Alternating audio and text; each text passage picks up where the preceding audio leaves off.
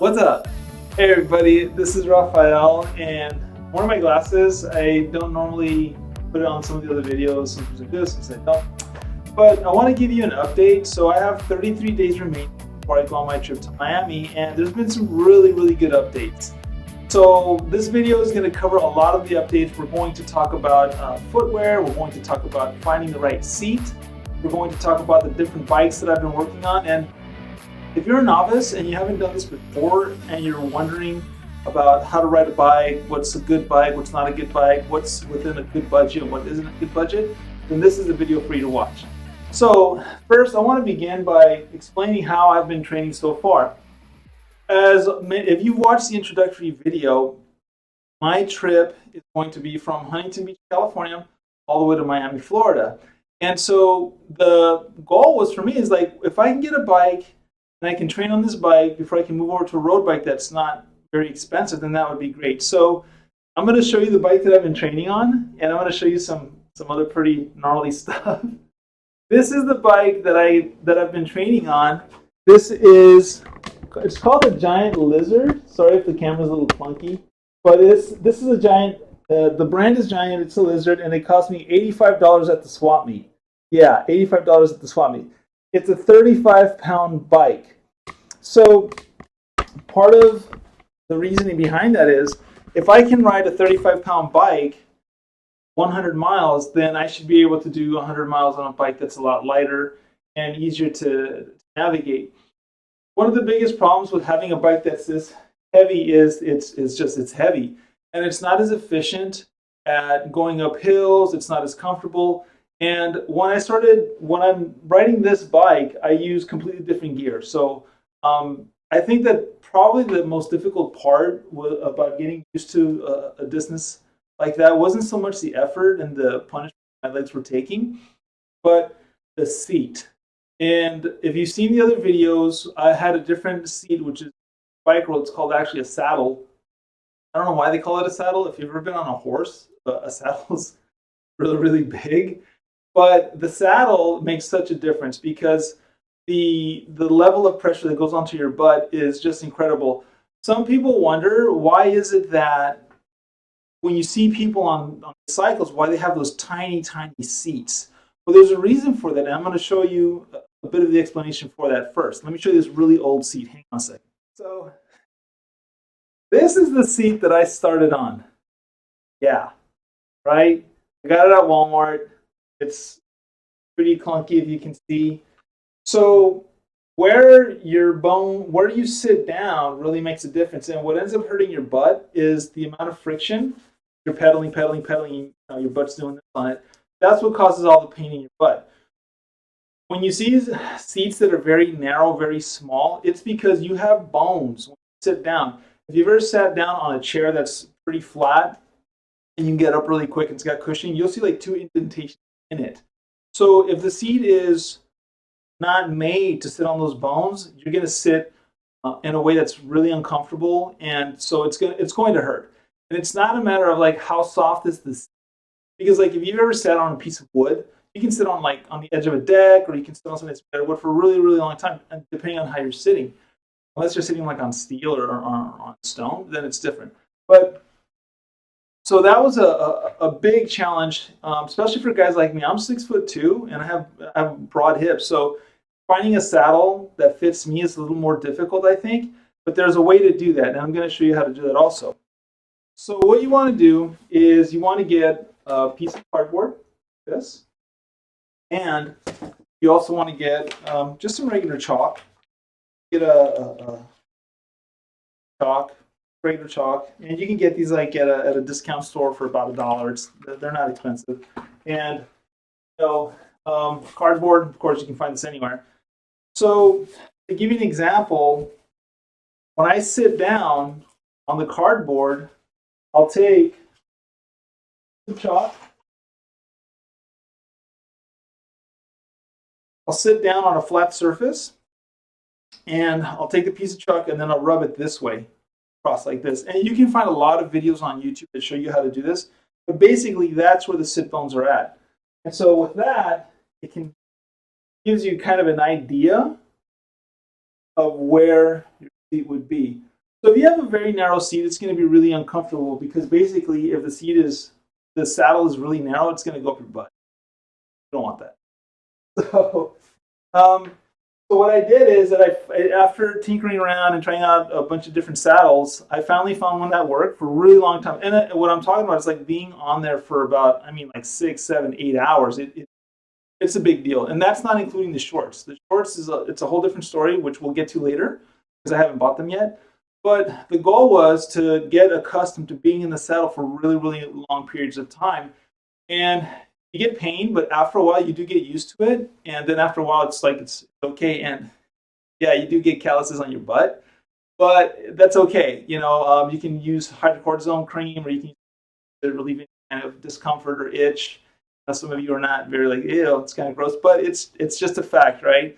It's like ladies that wear heels, they get bunions, right? It's a fact. Nobody talks about it, but it's true. So, anyways, so this is the saddle I ended up with. It's pretty soft. It's got some gel on it. I'm gonna camera to it so you guys can take a look at it. See, a little bit wide. I don't know if you guys can see that. Yeah, you guys can see it. Okay. So that was the goal for this cycle. Once I was able to do 100 miles on it, then I said, okay, now I'm ready for the other cycle, for one that's much lighter and it's designed for long distances faster. And this bike is made out of steel, so it's really heavy. And one of the things that I noticed is that if I ended up locking out my elbows for long periods of time, I'd get a lot of pain in my shoulder and in my elbow. Right now, my elbow's still kind of hurting. If you guys saw one of the postings I did on Instagram, Facebook, I couldn't train that day, so I went and I did a bunch of stairs, or I'll go for a run, or I'll do lunges, stuff like that.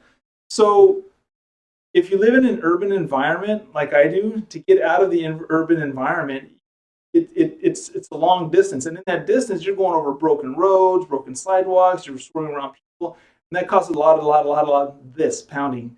I know somebody is going to make fun of me, but who cares?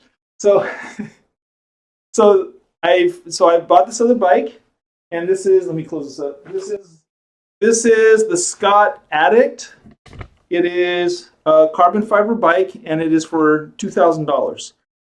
Most bikes, if you are new to cycling, you're wondering what to get. If you get a bike for under $2,000 and it's a fast bike, it's usually made of aluminum. But right now, it's incredibly difficult to find any bike under $2,000 because of the shortages and the problems with the supply chain of getting supplies into the U.S. So a lot of companies they can't get the parts that they need to build the bikes, so they sell them to the bike shops. You go to a bike shop right now, and you're not going to really be able to find a bike for $2,000. I was just very, very blessed and fortunate to be able to find this bike. So let's take a look at it. You can see the difference, right? So this bike is such a difference. It is like, it's amazing because it's, the best way for me to describe it is that it's like going from driving an SUV to driving a Lamborghini. That's how big of a difference it is. And a huge reason why is that because the wheels themselves are incredibly narrow compared to the other one, and they're a lot bigger. So these are actually 3.5 inches larger than my other bike. So that means that every time the bike rotates 4 times, I gain an extra foot of distance. And it's ultra light. It's like, this thing's like 15 pounds at most. Really, really light. And it has, you have to put in special shoes. You have to clip them in for efficiencies. And what that means is that, so when you're using a regular, like just your foot, and it's pushing down on the pedal, you're losing the benefits of the power of going back up. So a lot of times when you see cyclists on the road and they have these special shoes, it's because they clip into the pedals. And let me give you an example of these. Well, I'll get to that in a bit. But what it does is it allows you to lift, and it allows you to give you a lot more power. So this bike is just, it's really, really fantastic. The brand is Scott. It's a Scott Addict 30. The model is from last year, but it's the same thing. It's a really great bike, and it's for endurance, and it's a pretty good starter bike for somebody that's wants to start riding carbon-based bikes and stuff like that. And carbon fiber is a lot, way lighter than aluminum, and it's stronger and it absorbs the impacts really well. I'm amazed that the other bike it's got really big tires and it seems like it absorbs a lot of the shock, but it actually doesn't. Like this bike frame on this is actually better. I feel less vibrations on Scott than I do the other one. So let's talk about the shoes. So a lot of times when you see cyclists, they'll have these shoes that clip in, and that allows you to get more power because your body's more efficient, especially when your legs are going up. And I don't wear those shoes. The reason why is that because when you unclip them, there's like a bulge sticking out from, kind of uncomfortable to walk. And for me, since I'm going to be going all the way to Miami and I'm going to be stopping in dirt places and stuff like that to walk around and stuff, I got a mountain bike shoe that's a little bit different. Let me show that to you. This is the shoe, right? It looks like a basic tennis shoe, but it's got the clips at the bottom. So how it works is you buy the shoe and the clips are separate. So then you have to install the clips. You have to install it into riding, and it does take some getting used to. My goal is to practice on it enough so that it's like second nature by the time I end up sticking my foot in there and pulling it back out. Because one of the fears that I have is like, man, what if I'm going down really fast and I can't get my foot out, and then I just eat? I want to avoid that. So practicing on this is really important to me. I'm going to start practicing. Actually, tomorrow I'm going to start regular on the lighter bike by tomorrow. So some of the other things to watch out for is, even though you get a brand new bike, you want to make sure that everything on it works. I'll give you an example. On the bike that I bought, it was brand new, and they said, oh, we'll check it out for you. And I saw them checking it out. But what ended up happening is that one of the cables to change the gears was a little loose and it wasn't changed correctly. Another thing that I noticed is I have what are basically the standard, the Shimano, the name of the company, the brakes, a lot of parts for bikes, that is like the is Shimano. So it has Shimano brakes, disc brakes, and they're tight. So I'm going to have to take the bike back and get it re-tightened. Also, there are a number of concerns that happen, and one of them is puncture. How long are the wheels going to last me? What if I get a flat tire? And when I was in West Texas, there was I met somebody on the way back. His name is Matthew Fox, and we're connected on Facebook. He was trekking across, and when he was in West Texas, he said that part of the problem that he had was getting a lot of flat tires. So I went to the shop and I explained this to the gentleman that works there, and the guy's like a professional cyclist. I know what you're talking about. So he's going to inject a gel inside the tires, and what that does is, I think it might be like polyurethane. I'm not sure, but the concept is that if it does get a puncture, it'll automatically seal itself. So when you buy a brand new bike, test it out, take it out there back and forth, and if you're not satisfied, take it back immediately.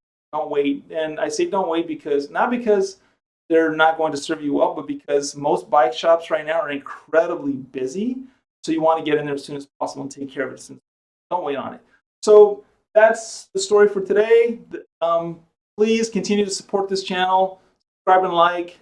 Remember to go to GoFundMe and support the ride. This is for the Triumph Foundation, and I'm going to be following up with more videos. And thank you so much, everybody. Thank you for all your support, and I really appreciate it. If you have any questions or comments, please put it down in the comment section. And if you want, you can send me an email. It's triumphacrossamerica@gmail.com. You can like, and I'll respond if possible. So thank you so much, everybody. You guys have a good night.